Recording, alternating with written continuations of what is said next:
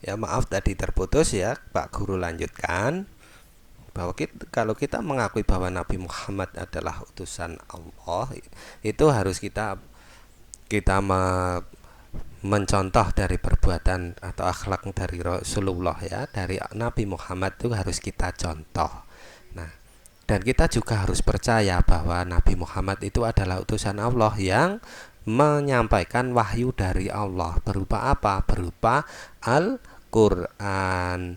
Al-Quran kita harus gunakan untuk pedoman hidup kita, ya anak-anak, ya. Jadi di dalam Al-Quran itu kita harus harus mempelajari apa ajaran-ajarannya, yang lalu kemudian kita harus mengamalkannya.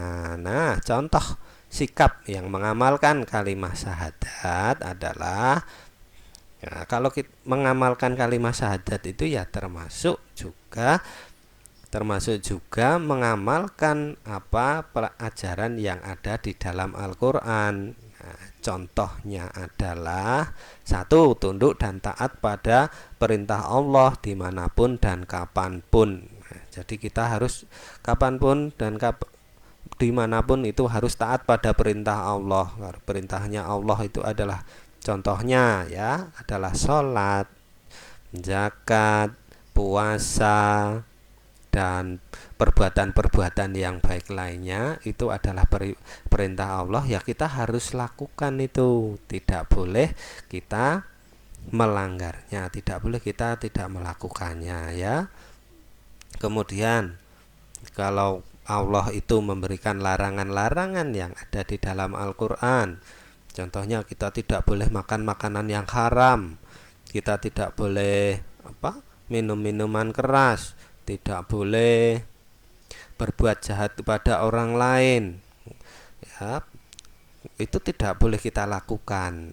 Nah, kalau kita melakukannya kita akan mendapatkan dosa, itu kita tidak boleh. Kemudian yang kedua adalah rajin sholat 5 waktu. Nah, ini rajin sholat 5 waktu itu maksudnya adalah sholat wajib, itu harus kita lakukan.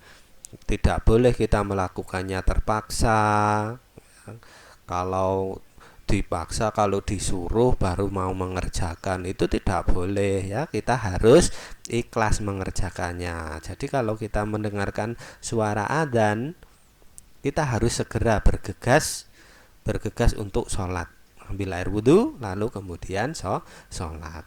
Nah, kita tidak boleh meninggalkan sholat. Kalau meninggalkan sholat kita akan mendapatkan apa?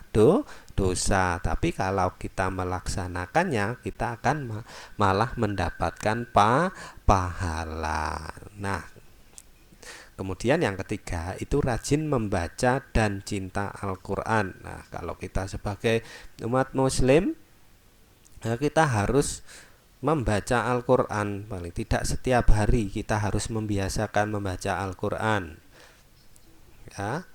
Kemudian cinta terhadap Al-Quran. Cinta terhadap Al-Quran itu kita harus mau mempelajarinya, lalu kemudian mengamalkan ajaran-ajaran yang ada di dalam Al-Quran.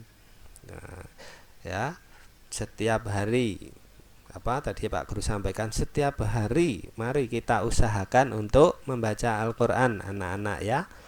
Lalu kemudian kita mempelajari apa yang ada di dalam Al-Quran, ajaran apa yang ada di dalam Al-Quran, kemudian mengamalkannya. Nah, terus kemudian yang keempat itu hormat, patuh, dan taat pada orang tua. Orang tua kalian kalau di rumah ya bapak ibu, ya. Kalau orang tua di sekolah itu ya bapak ibu guru. Kepada mereka kita harus taat selama perintah mereka tidak melanggar aturan Allah, ya. Harus taat dan patuh. Kemudian kita harus hormat. Jadi kepada orang tua kita harus hormat. Contohnya yang kalau kalau berbicara itu yang santun, tidak boleh berkata kotor, ataupun tidak boleh berkata kasar, itu tidak boleh ya. Baik, lanjutkan. Nah, sekarang kita sudah sampai organisasi yang kedua, yaitu Aisyah. Mengenal Aisyah. Aisyah didirikan oleh Siti Walidah. Beliau adalah istri dari Kiai Haji Ahmad Dahlan. Beliau lahir di Kauman, Yogyakarta pada tanggal 3 Januari 1872. Awalnya organisasi ini bernama Sopo Tresno, yaitu perkumpulan pengajian ibu-ibu yang dipimpin oleh Nyai Ahmad Dahlan atau Siti Walidah. Kemudian berubah menjadi Aisyah pada 27 Rajab 1335 Hijriah atau 19 Mei 1917 Masehi. Nah, itu mengenai Aisyah ya. Lalu kemudian lambang Aisyah itu sama dengan Muhammadiyah, yaitu matahari dengan 12 sinar dan di tengahnya ada tulisan Arab seperti ini, Aisyah ya. Ini persis dengan Muhammadiyah lambangnya. Coba perhatikan anak-anak, ini sama.